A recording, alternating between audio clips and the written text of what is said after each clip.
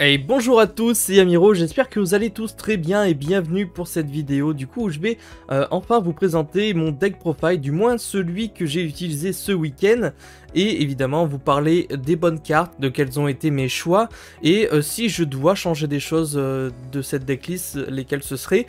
Donc tout d'abord bien sûr je fais un petit rappel, c'est une decklist que j'ai utilisée ce week-end, donc samedi à Périgueux pour un WinOTS chez Omega Store, la boutique de jeux de là-bas, la meilleure. Et bien sûr, j'ai fait un petit local aussi par chez moi le dimanche, où là c'était un petit peu plus fouillis parce qu'il y avait beaucoup de deck rock, tout ça. Donc bien sûr, je vais vous donner mes résultats au fur et à mesure. Cette decklist a fait 4-0 du coup à Périgueux, donc je pense que j'ai eu un peu de chance également, ça fait partie du jeu. Et du coup, au tournoi de dimanche, j'ai fait du 2-1, c'était juste un petit local en 3 rondes, donc rien de bien sérieux, mais il y avait beaucoup plus de deck rogue, et donc peut-être un peu plus difficile de m'en sortir avec cette decklist. Bien sûr, avant de vous présenter les cartes, n'oubliez pas de lâcher un petit pouce bleu pour cette vidéo si la vidéo vous plaît, bien sûr, de vous abonner si c'est toujours pas fait en activant la cloche de notification, et de me lâcher un petit commentaire sur ce que vous pensez de ma liste, de Sprite en général, ou de ce que vous jouez comme deck vous personnellement en tournoi, en sachant que bien sûr ma liste va complètement évoluer puisqu'il y a plein de choses qui vont pas spécialement, donc voilà, je vais vous en parler tout de suite. Tout d'abord, on reste sur une liste un peu classique, on va dire. Mon choix de decklist a été fait parce que je sais que dans les locaux que j'ai fait, il y a quand même quelques decks rogue, et donc en sachant que j'allais pas affronter forcément que des decks méta, j'ai essayé plutôt de faire une liste assez versatile et capable de battre un peu n'importe qui dans certaines situations et ne pas me retrouver sans la moindre out à certains decks, donc j'ai essayé de faire au mieux. On commence tout d'abord avec cette decklist classique, hein, comme je le répète si bien. Hop, je vais mettre les cartes comme ça. Donc bleu, évidemment, le meilleur starter du deck qui nous permet, comme tous, d'être invoqué spécialement et d'aller tuto un monstre sprite. Donc en général, on va aller chercher Jet, du coup, que je vais jouer également en x3 dans cette jolie petite liste. Donc Jet qui fait exactement la même chose que bleu, mais qui ira chercher plutôt une magie sprite. Donc là, on est parti sur ça. Même chose, j'ai décidé de jouer 2 rouges et une carotte. Je ne sais pas encore si je vais garder ce ratio là, mais il m'a paru assez correct, j'en ai eu besoin au bon moment et ça s'est plutôt bien passé. Je le rappelle, rouge qui negate les effets de monstre et peut détruire si on sacrifie un lien ou un rang, et Sprite de carotte fait la même chose mais pour les magies pièges, donc c'est no negate, voilà. Ensuite je suis parti sur une liste avec Diva. Alors oui, forcément, Diva, c'est peut-être pas la meilleure actuellement. Et j'en ai pris conscience lors du tournoi, c'est pas si foufou que ça. Et j'ai 2-3 idées en tête qui seraient bien mieux que Diva. Diva, c'est notre normal summon qu'on va utiliser pour tout simplement invoquer spécialement du deck une autre Diva des profondeurs. Et partir sur notre ligne de play avec juste 2 monstres de niveau 2.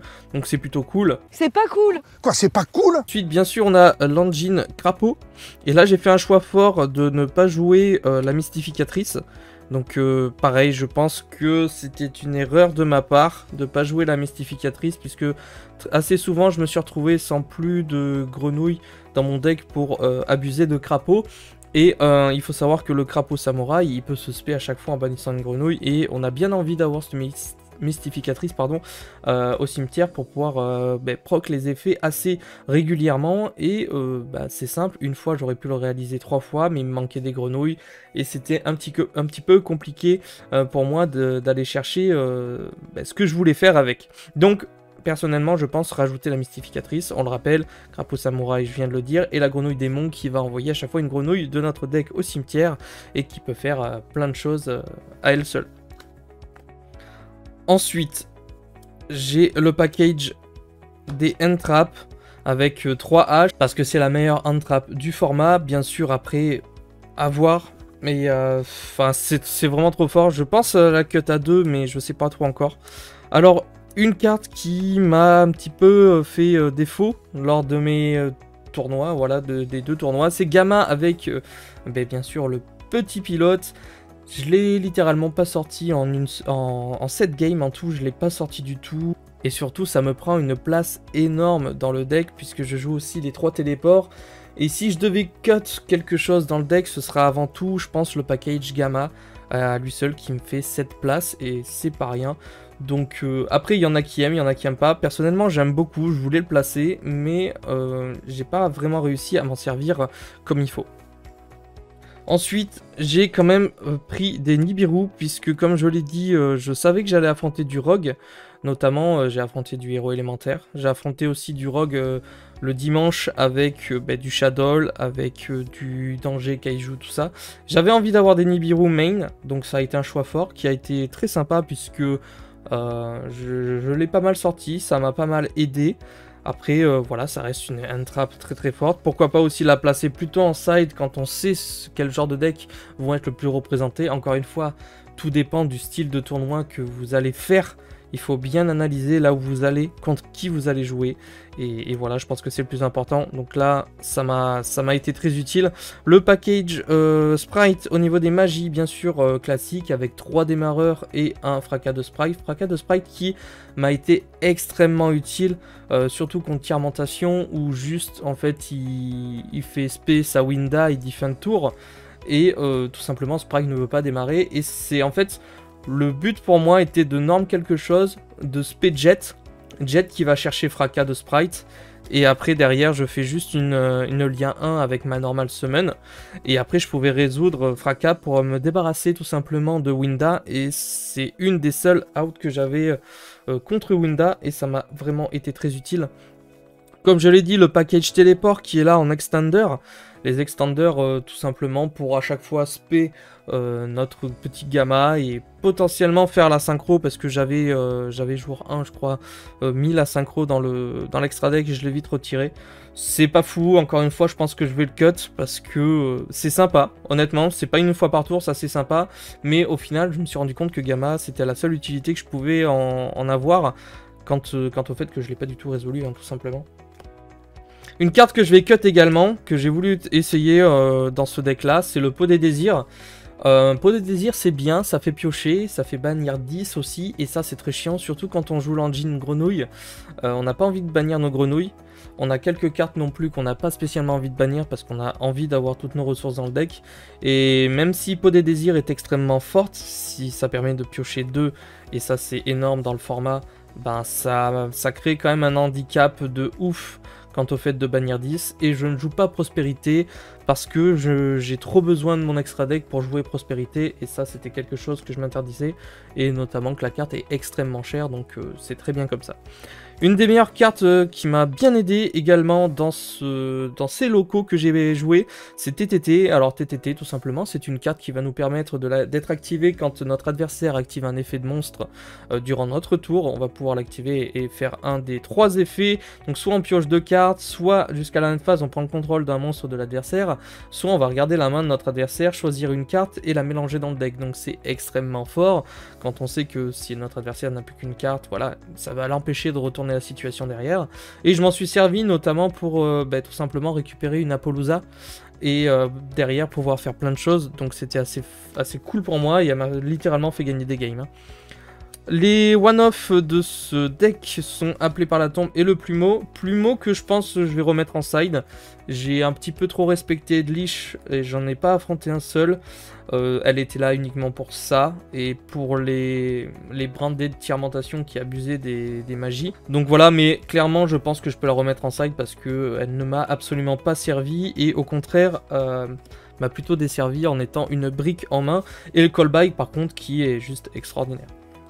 La dernière carte qui est une entrap que j'ai jouée, c'était la meilleure entrap aussi du format, Inifini éphémère, qui fait toujours le taf et qui est juste extraordinaire dans le deck, et qui m'a plutôt bien servi également. Voilà. Donc c'était à peu près tout pour le main deck, même si ne vous fiez pas à la liste, c'était une liste préparée pour un tournoi précis, pour une catégorie de joueurs précise, et donc bien sûr si je devais jouer un plus gros tournoi, la liste évoluerait complètement. Au niveau de l'extra deck, bien sûr je suis parti sur un ratio également classique avec des sprites géants. Littéralement la meilleure X6, hein. De toute façon à chaque fois on essaye de faire sprite géant qui va nous permettre de spé du deck à niveau 2, et ça c'est juste extraordinaire. La carte qui va faire polémique et qui, comme d'habitude, va peut-être être bannie ou... Enfin, je sais pas. J'espère qu'ils vont pas la toucher tout de suite parce que, personnellement, c'est vraiment trop fort dans Sprite. Et les joueurs Sprite ont vraiment envie de la garder parce qu'ils savent l'importance de Crapaudylic. Quand on est gate, on annule, on détruit et on pose sur notre côté, de notre côté, c'est vraiment trop fort. Et on peut la sortir tour 1 assez facilement. On peut la reborn avec Elf, c'est vraiment trop fort. Ensuite, j'ai évidemment le package un peu appelé package Zeus, avec la cavalerie, la magicienne Sedafana et bien sûr le petit Zeus, que j'ai réussi à sortir quelques fois et puis qui m'a été vraiment très utile également pour clean le board. J'ai ensuite choisi de jouer Almirage en lien 1. Comme je l'ai dit tout à l'heure, elle m'a été très utile lorsque j'avais besoin de normes. Parce que j'avais pas forcément ce qu'il fallait en main, donc je norme, je fais ça et j'arrive à repartir après derrière, c'était plutôt cool. J'ai choisi également de jouer Dark, qui est pour moi une carte assez indispensable dans le deck Sprite. Ensuite, il y a des choix un peu particuliers, je pense que l'extra deck va énormément être modifié. J'ai voulu jouer Phoenix, c'était plutôt sympa, mais j'avais pas de bonnes cartes à défausser. Genre, si on joue le package Agile avec la lotte, je pense que c'est très fort aussi d'intégrer Phoenix. Là où j'ai été bon, c'est au niveau de IP Masquerena. Je l'ai inclus dans le deck, car personnellement, j'avais une idée en tête, c'était surtout de finir avec IP Masquerena et autre chose sur le terrain pour pouvoir, si mon adversaire passait en battle, pouvoir faire justement une carte qui s'appelle Avramax et qui oblige notre adversaire à passer en battle contre Avramax, et très souvent il passait en main phase 2. Il faut savoir que Sprites sont des monstres avec pas beaucoup d'attaques et très souvent notre adversaire va vouloir passer en battle phase pour se débarrasser de 2-3 negates comme rouge, comme carotte ou autre avant de faire ses effets. Et du coup en faisant ça, ça oblige notre adversaire à dire main phase 2 et ça change entièrement tous ses plans. Bien sûr on joue Elf qui est la meilleure, hein. Ça c'est incroyable. J'en joue 2, je pourrais en jouer 3 et je pense à la longue en jouer 3 parce que il y a des moments où je me suis retrouvé et j'avais plus forcément de Elf et que je voulais repartir avec quelque chose et c'était quand même assez compliqué. Je me suis retrouvé avec des games où j'ai joué littéralement 12 cartes de mon extra deck et que j'avais plus grand chose, d'où l'importance de ne pas jouer Prospérité selon moi dans Sprite. Après ça dépend bien sûr des versions. Ensuite j'ai joué la licorne qui est très utile également à équiper Masquerena. Si on veut pas partir sur Avramax, on peut partir sur la licorne.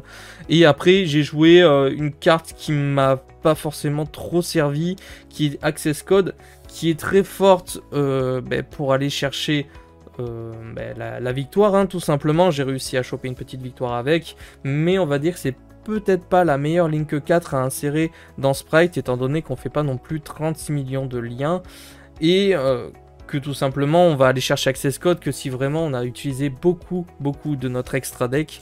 Et voilà, tout simplement. Après, c'est quand même une carte très forte et qui m'a permis de gagner 2-3 games. Donc voilà pour l'extra deck. Maintenant, on va passer au side qui est vraiment, encore une fois, qui va être changé du tout au tout.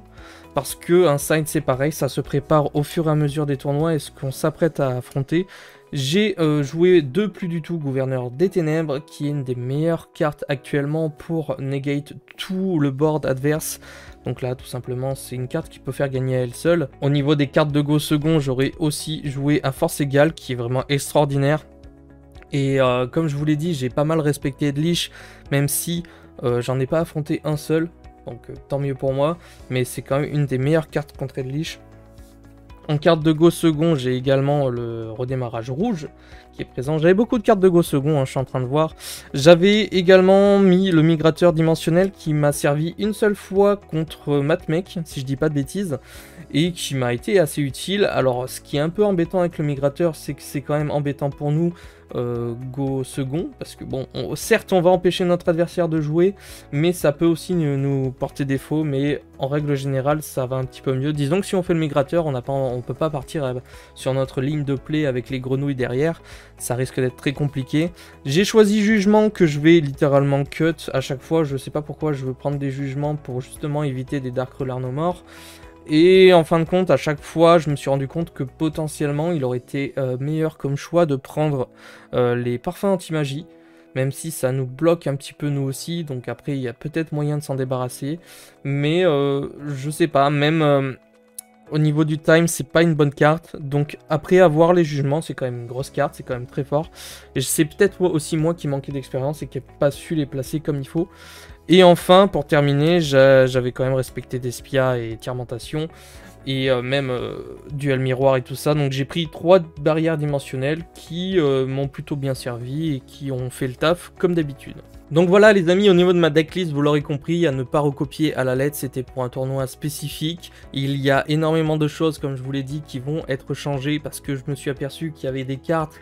Actuellement, c'est vraiment pas les meilleures. Par exemple, je pense littéralement cut le package gamma, essayer de privilégier peut-être les Crow DD, d'autres cartes intéressantes, essayer de mettre, d'enlever les plumeaux, de mettre du Dark Color No More main deck. Je vais essayer de faire plein d'autres versions. Si j'en trouve une bien meilleure, je vous referai une vidéo si ça vous tente. Et voilà, après je vous donne un petit peu mon analyse, mon expertise en fonction de mon niveau de la méta. Je suis pas un grand joueur Yu-Gi-Oh! Au niveau de la méta, je m'améliore de jour en jour, j'essaye de faire des tournois, et là c'était l'occasion pour moi de vous montrer que avec du travail on s'améliore. J'ai fait 4-0 à Périgueux, ce qui est pas mal contre des adversaires assez redoutables, et donc je me suis rendu compte que grâce à mes potes et grâce à mon travail, eh bien on arrive à s'améliorer tranquillement, et puis voilà, j'essaierai aussi de vous donner un petit peu mon analyse au fur et à mesure. En tout cas, j'espère que cette vidéo vous aura plu, j'attends vos retours. Bien sûr, on a tous des idées concernant cette version, vaut mieux jouer ça, ça, ça. Vous inquiétez pas, j'ai tout en tête, je vais changer plein de choses également. Je vous remercie bien sûr d'être resté jusqu'au bout et je vous donne rendez-vous pour une prochaine vidéo. C'était Yamiro, ciao les potes!